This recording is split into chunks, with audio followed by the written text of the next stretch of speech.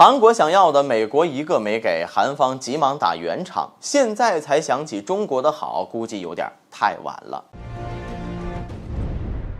大家好，欢迎来到振宇在线。前段时间，韩国可谓是在中国的爆发边缘反复蹦的，这还要从尹锡悦的访美行程说起。在尹锡悦正式前往美国前呢，就已经交上了投名状，分别用俄乌问题和台海问题惹怒中俄，想用这种方式呢获取更多的好处。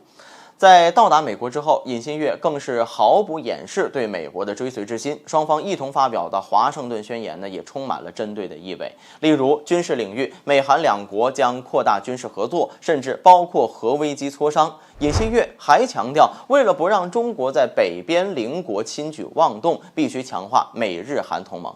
另外呢，尹锡悦还往中国身上甩锅，认为是中国的不作为，也就是不参加对北边国家的制裁，才导致了韩国陷入绝境，强调只有互相尊重才能够解决两国之间的矛盾。不难看出，尹锡悦根本就没有意识到美韩军演与韩国的核试验才是导致半岛局势紧张的罪魁祸首，反而单边制裁呢，才是对解决问题毫无益处的手段。但就在激怒中国后呢，韩方急忙出来打圆场，其驻美国大使表示，中方对韩国与美日两国进行大量接触的外交方式有一点不愉快，特别是美韩前段时间发表的华盛顿宣言，但韩国呢不会放弃与中国的接触，继续推动中日韩高层会谈。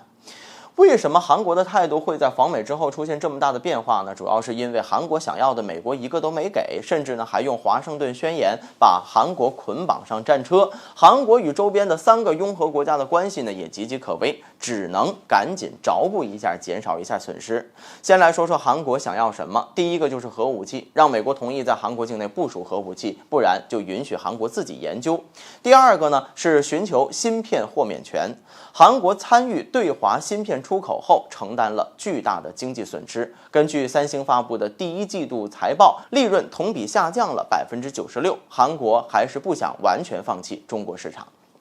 第三呢，希望美国将韩国的电动汽车也列为补贴范围。原本韩国电动汽车在美国市场占据了不少的市场份额，但随着美国对本土车企的补贴政策出台，让海外车企呢全部失去了竞争优势。目前的情况是，尹锡悦将为一边倒外交付出代价。韩国呢不仅没有占到好处，之前呢为此押上的赌注不但被美国拿走了，还被绑上了贼船。更大的问题是，韩国现在想起中国的好，估计有些太晚了。虽然中方不会在明面上和韩国撕破脸，但是也不会给他们好脸色就是了。前不久呢，中国外交部在被问到尹锡悦邀请中国领导人这个问题的时候呢，直接表示没有可以提供的消息。这种冷淡的态度基本上就能说明中方在未来一段时间对韩国的态度了。不知道看到如今这个偷鸡不成18米的结局，尹锡悦会不会后悔一边倒的外交政策呢？